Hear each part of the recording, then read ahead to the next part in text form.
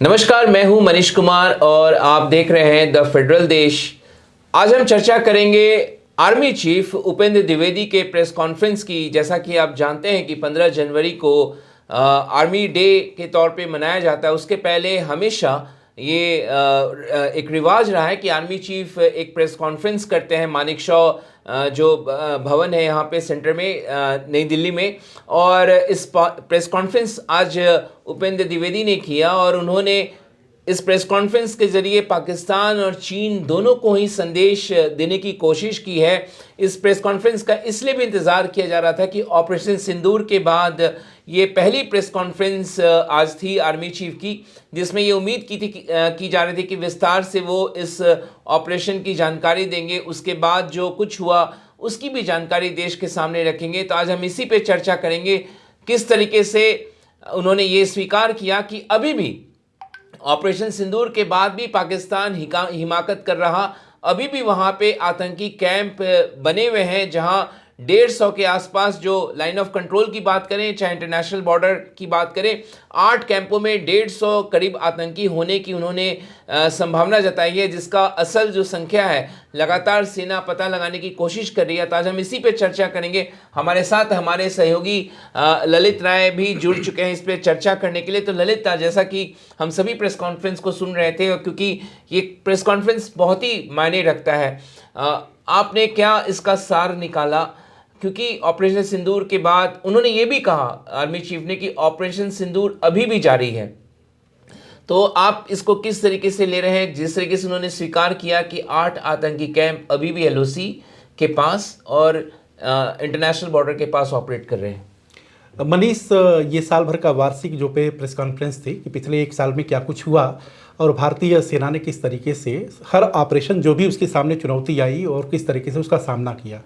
तो उसमें 2-3 जो अहम मुद्दे, वैसे तो बहुत सारी बातों पे उन्होंने विस्तार से अपनी बात को रखा और भारत की सामरिक क्षमता का भी जिक्र किया कि चुनौतियों के बावजूद भी भारत के पास वो स्ट्रेंथ है कि वह किसी भी जो एडवर्सरीज उसके हैं उसका वो मुकाबला करने में सक्षम है। ये बात सच है कि अब लड़ाई का जो नेचर है वो थोड़ा बदला है। तो निश्चित तौर पे क्या कि जितनी भी चीज़ें हैं, चाहे हाईटेक टेक्नोलॉजी हो, चाहे कन्वेंशनल हमारा वार सिस्टम हो, वारफेयर हो, उस सब में एक बेहतर इंटीग्रेशन की ज़रूरत है। और वो जिक्र भी कर रहे थे कि किस तरीके से हमने कुछ बटालियंस को भी जो है वो रेज किया है और आर्टिफिशियल इंटेलिजेंस और ड्रोन्स और तमाम सारी रॉकेट मिसाइल सब पे बड़े विस्तार से उन्होंने बात रखी। लेकिन इसके साथ ही साथ एक बड़ी चीज़ जो है कि भारत जो बार बार ये कहता है कि पाकिस्तान की जो ज़मीन है उस पर जो आतंकी तंजीमें हैं वो ऑपरेट कर रही हैं, उसको उन्होंने डिसमेंटल भी किया ऑपरेशन सिंदूर में। जैसे आपने देखा भी कि पहलगाम के बाद किस तरीके से ऑपरेशन सिंदूर में चाहे वो लश्कर तैयबा का हो, चाहे जैसे मोहब्बत का हो, वो सबका जो डिसमेंटल किया गया। बावजूद जनवरी, ये मई का ऑपरेशन है और मई के ऑपरेशन के करीब 6 से 7 महीने के बाद जब आर्मी चीफ आते हैं वार्षिक प्रेस कॉन्फ्रेंस में, जब उनसे पूछा जाता है कि इस तरह की इंटेल्स हैं, जानकारियाँ भी हैं कि पाकिस्तान में आतंकी कैंप्स चल रहे हैं, तो उन्होंने कहा बड़ी साफगोई से बोला कि ये जो हमारे पैटर्न, संख्या भी उन्होंने बता दी, संख्या भी बताई कि 8 जो है हमारे कैंप्स चल रहे हैं जो है आतंकियों के, और उसके बाद जो उसमें 100 से 150 आतंकी होने की जो है वो संभावना भी है।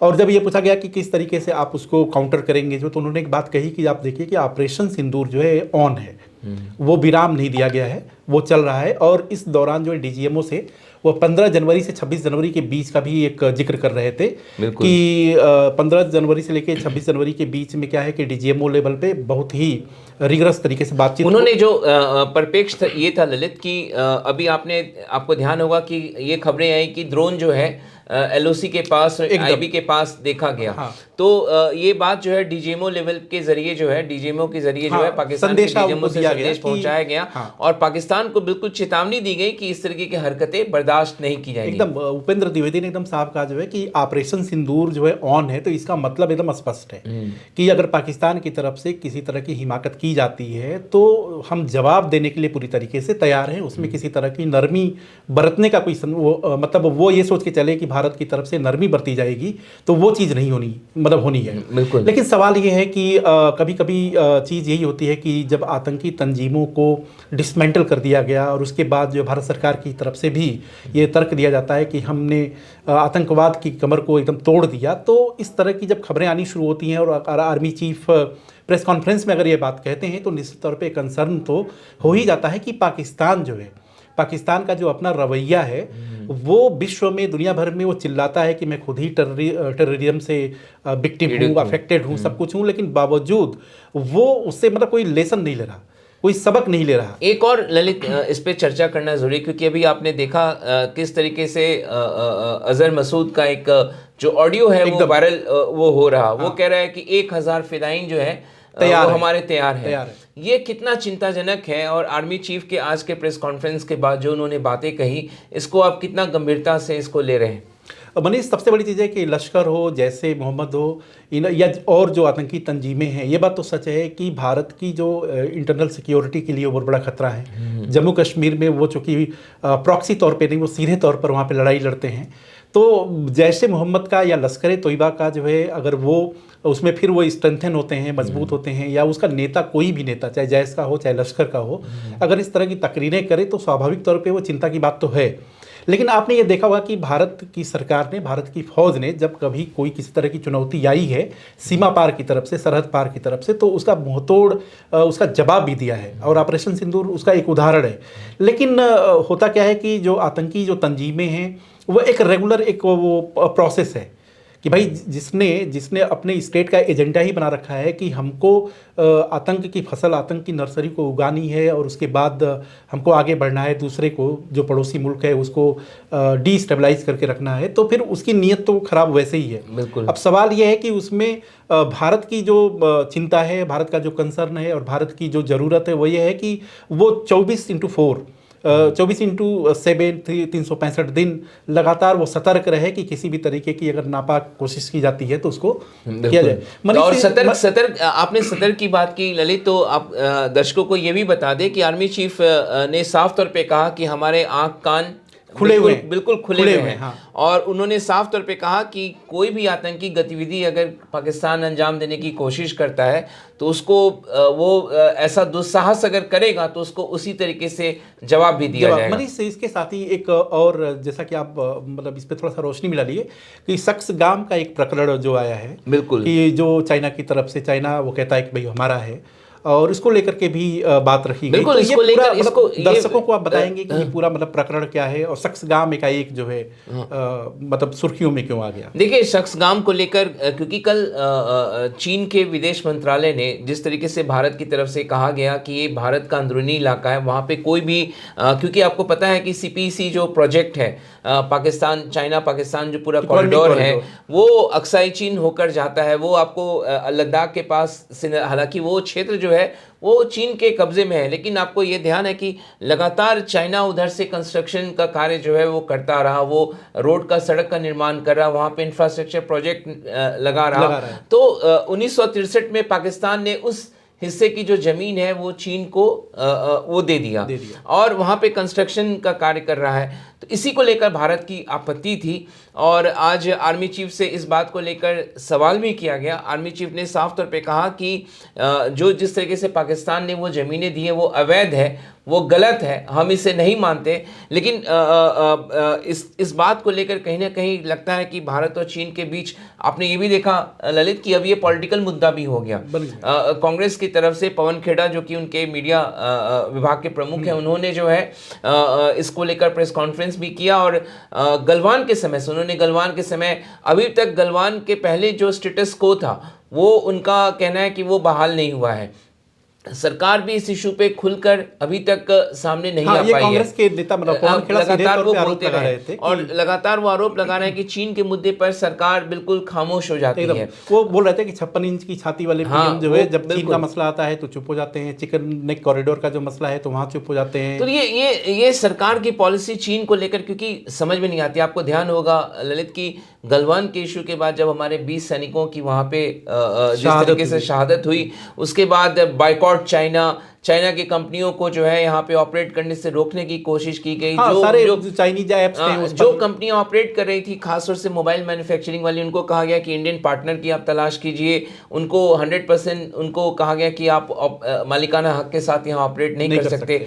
इस कारण जो है आपने देखा कि ऑटोमोबाइल कंपनियां भी हैं वो भी निवेश नहीं कर रही थी। लेकिन अब खबर आ रही है क्योंकि इंडिया में इन्वेस्टमेंट नहीं आ रहा, FDI नहीं आ रहा, तो भारत जो है चाइना की कंपनियों के लिए थोड़ा सा ढीलाई जो है वो देने को तैयार नजर आ रही है, थोड़ी सी नरमी। तो ये बड़ा कभी नर्म कभी गर्म जो पॉलिसी चाइना को लेकर है, यही कारण है कि विपक्ष इस बात को सवाल खड़े कर रहा है। लेकिन सक्षगाम का जो पूरा बैकग्राउंड, क्योंकि आप इतिहास भी बहुत अच्छे से समझते हैं ललित, इसके बारे में थोड़ा इतिहास में जाके बताइए क्या हुआ था उस समय, उसके बारे में दर्शकों को बताइए। मनीष, 1947 में जब भारत आज़ाद हुआ तो दुखद पल यह था कि भारत का बंटवारा भी हुआ और पाकिस्तान बन गया। एक साल के बाद पाकिस्तान जब अटैक किया, मतलब उसने पहले तो ये कहा कि वो कबायली जो है उन्होंने जम्मू कश्मीर के ऊपर अटैक किया है, लेकिन वो रियल सेंस में वो पाकिस्तानी आर्मी के सोल्जर्स थे।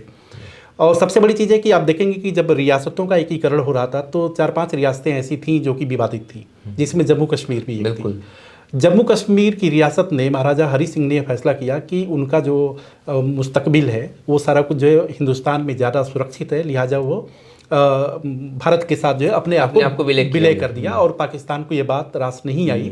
और जब चुपके से धोखे से कबायली जब आए तो उसी बीच में जो आज पाक ऑक्यूपाइड कश्मीर, जो कि पाकिस्तान खुद का कहता है कि वो उसका है, तो पाक ऑक्यूपाइड कश्मीर में ही ये जो सक्सगाम है, वो सक्सगाम जो है पाक ऑक्यूपाइड कश्मीर में है, गिलगिट बाल्टिस्तान जो रीजन है उसके करीब है।